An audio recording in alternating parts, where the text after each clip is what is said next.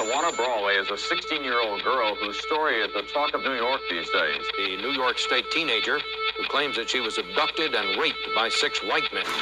In the late 1980s, Tawana Brawley became a household name as her horrific story spread across the nation. The Tawana Brawley case was a highly controversial case that ended up being a hoax. And not only did it put the spotlight on Al Sharpton, but it also put the spotlight on one of the lawyers of Tawana Brawley, Alton Maddox, who recently died April 23rd, 2023. The people's lawyer, Alton Maddox.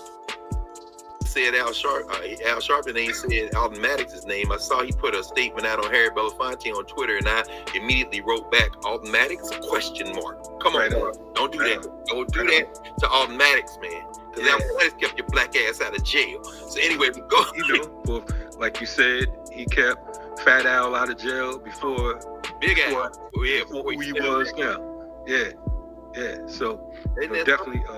67 count indictment for fraud and theft, and Maddox represented him, and Sharpton was acquitted of all charges. Because like Alton Maddox, you say, just put 12 in the box. I got it from there. That's right. You know what I'm saying? 67.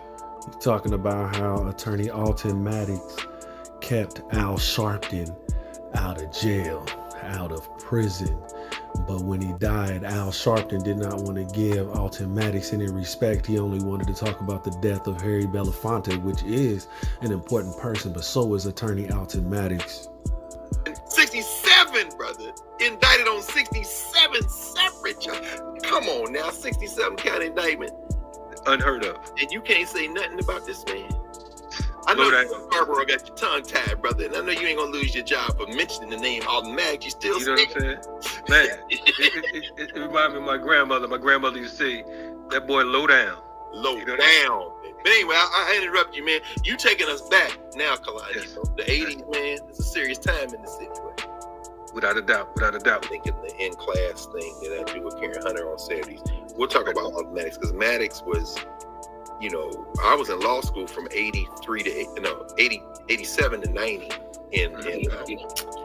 in Columbus and at Ohio State. And of course, Tawana Brawley, as you say. But of course, Yusef Hawkins and Michael Stewart, and Eleanor Buffers, man. I mean, and so of course, these were the names that we became aware of, not only in the news, but in hip hop. Yeah. When you hear Public Enemy, when you hear those names, X-Clan, when you hear, we were in Ohio, and I'll never forget, man, my second year of law school, we wanted our closing speaker, the Black Law Students Association, we wanted our closing speaker to be Alton Maddox. Because Alton Maddox is a hero, man. Alton Maddox said, I don't believe in plea bargains, so I'm not going to beg y'all for shit. You know what I'm saying? Just listening to him, man, as law students, man. And then, I had a chance to interact with Derek Bell and a bunch of other people. Kimberly Crenshaw, everybody talks about her article that come out of 89. I actually read it. Derek Bell, another huge successful lawyer. Kimberly Crenshaw as well. Both of them are responsible for critical race theory, because it started off as a legal theory. That's Dr. Derek Bell and Kimberly Crenshaw. That's what Dr. Carr is referencing here. And it's important to understand that he said that attorney Alton Maddox was a hero, someone black people looked up to, someone black law students looked up to, that they wanted him to be a speaker. Article, I was clerking on Hudson Street at the Legal Defense Fund, and going uptown every Saturday to First World Alliance on 145th and Convent. Oh man, stop it! Stop right there. Come on, man. I'm sure he was in the same space many times, brother. This is what I'm saying. Had to be. Come had on. to be. Shout out to First World Alliance, and also to the Slave Theater when you're talking about Alton Maddox. We can't forget that was, that's when New York held it down on cultural and political education. You had so many different greats, the Dr. Benz, the Dr. Clarks, the Marimba Anis, these are scholars that our young people are not familiar with. New York was full of black consciousness and black scholars, and they would get together at the Slave Theater in New York and share their knowledge with the community.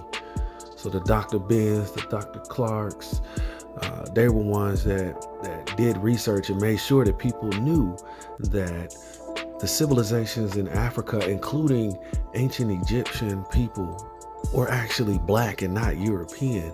They made sure that people understood that black people around the globe did great things and that we were not these animalistic, criminalistic people. But these are names. Dr. Marimbiani spoke at the Slave Theater. She wrote Yorugu, but a lot of our youth, they're not familiar with these people, and they need to be. But that's why I am doing these types of videos, because I care about our youth and our future. Theophila Benga is coming through, you know what I'm saying, and so many others that really put us in the right place, No question. the right space, the right time. But definitely, First World Alliance was the slave number one, Fulton Abbott. The slave number one, Baba. You know what I'm saying? We used to go over there, man. In fact, I had the honor of one time being introduced by Alton Maddox. I spoke at the slave. wow. And I told Alton Maddox, Abel Muhammad, and Chokwe Lumumba, those are the three lawyers who I knew, now all ancestors, that I said would make me think about the possibility of practicing law. Alton Maddox was fearless, as we know.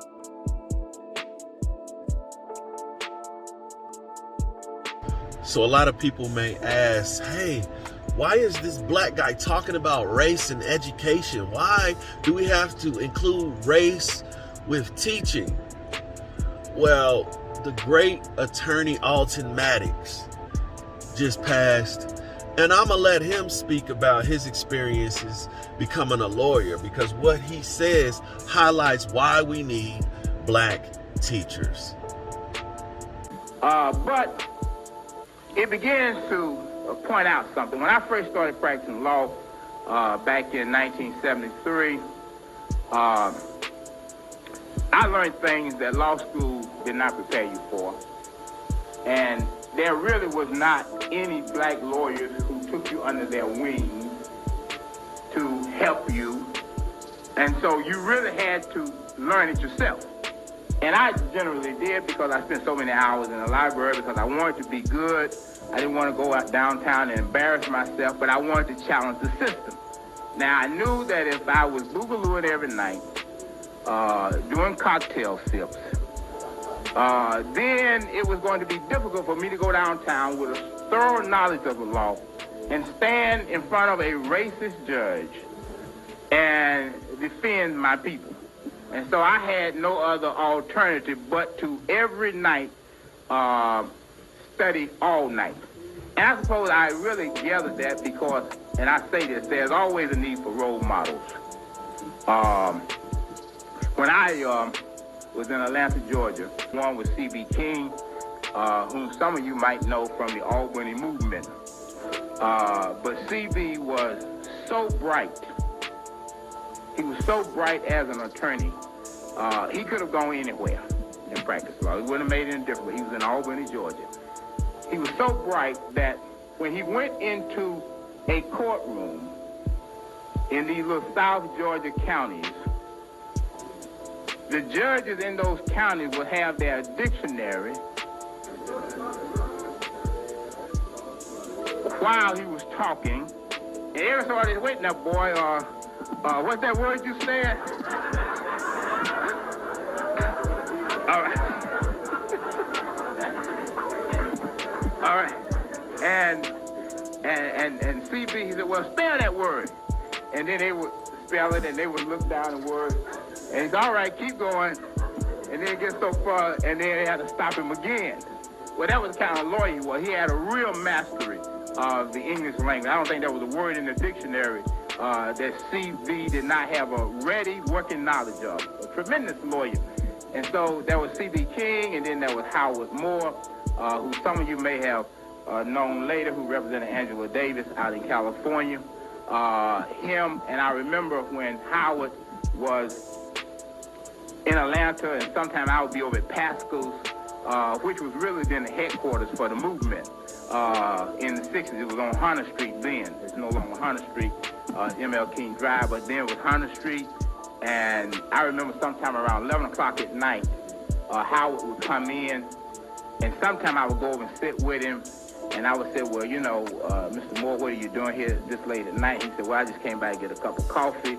His office right across the street at then 859 and a half, 100th Street. And he would go back. He said, I got to go back. I'll be there the rest of the night. Now, when I graduated from law school, I had no idea what a lawyer supposed to do. All right, because my parents were not lawyers. I did not have a lawyer in the family, so I had no idea. But I remembered Howard Moore. So when I started practicing law, and everybody would leave the office at 7 o'clock, and they said, well, man, come on, join us. I said, no, I got to stay here all night. Now, I didn't know why I was staying there all night, all right? But I knew that's what Howard Moore did.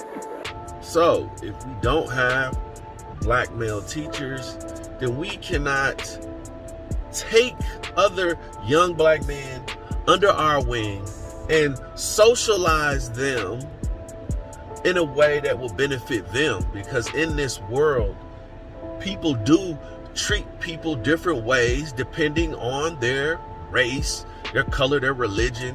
So people within your own culture should be able to teach you the socially acceptable way to behave that will be beneficial for you as that person. And since I'm a black male, I think it would be a great idea to be able to teach young black men how the world views black men and how the world treats black men and how you should carry yourself based on these realities. And the great attorney Alton Maddox couldn't have said it better. If you don't know attorney Alton Maddox, you gotta look him up. He is a bright mind, and I'll just end the video with some of his footage of him talking. Linda Brawley is not going to apologize to Whitey because too many of us have apologized already.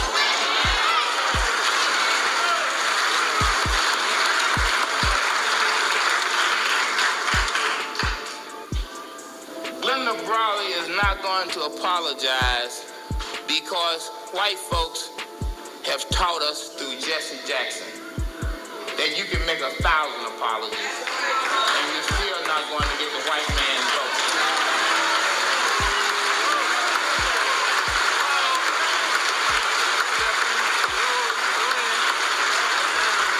I want to serve notice on Whitey today if he has not heard this before.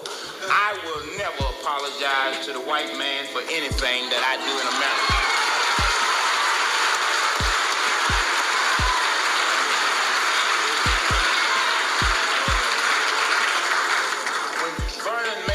Talked about the 100 years of lynching. Well, talked about how white folks said that you are not going to get a trial, that we are going to take you out on some lonesome dog road and string you up. And too many of us have had that experience visited upon our families. Well, let me tell the white man one thing. That as long as I am in your courts, and as long as I am attempting to get due process of law for Pagonis, by forcing him to go to trial, then I'm going to do as I please in your courts.